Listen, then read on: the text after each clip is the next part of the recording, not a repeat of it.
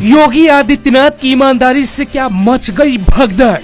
नहीं मिली मलाई तो क्या भागने लगे बीजेपी के बागी नेता। बीजेपी के लिए मुश्किल या खाली हुई सीटों पे जिताऊ नया कैंडिडेट। यूपी को संत योगी चाहिए या फिर भगोड़े अवसरवादी नेता। यूपी में अचानक ये बागी कहां से आए? इनके बागी होने के पीछे की वजह क्या है? क्या योगी सरकार जाने वाली है या फिर योगी आदित्यनाथ के काम का स्टाइल इन नेताओं को पसंद नहीं आया? यहाँ सवाल उठता है कि जब योगी के काम से जनता खुश है तो फिर नेता बागी क्यों हुए? हम आपको विस्तार से समझाते हैं।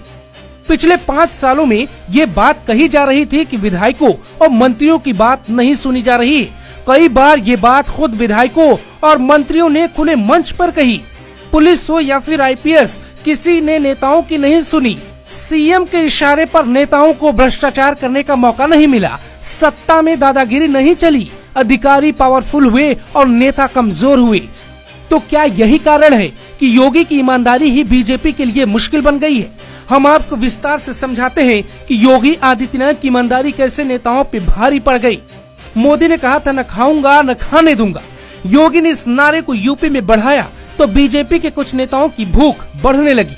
भूख मिटाने के लिए उन्हें बीजेपी छोड़ने पर मजबूर होना पड़ा। हम आपको बारी बारी से इसकी वजह भी समझाते हैं। बीजेपी छोड़ने वाले ज्यादातर मंत्री या विधायक ऐसे हैं जिनके काम से क्षेत्र की जनता बेहद नाराज थी। बीजेपी में बागी हुए चेहरों के क्षेत्र में उनकी हार दिख रही है, इसीलिए वो पाला बदल कर बचना चाहते हैं। योगी मोदी के आगे बीजेपी नेताओं और मंत्रियों की पहचान धूमिल हो रही है, जिससे वो नाराज हैं।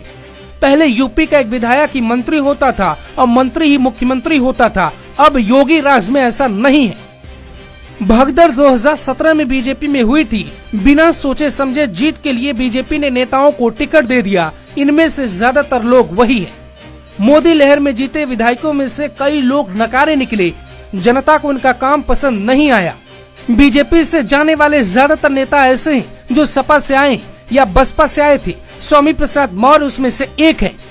एक तरफ योगी आदित्यनाथ की छवि है, दूसरी तरफ बागी नेताओं की छवि है।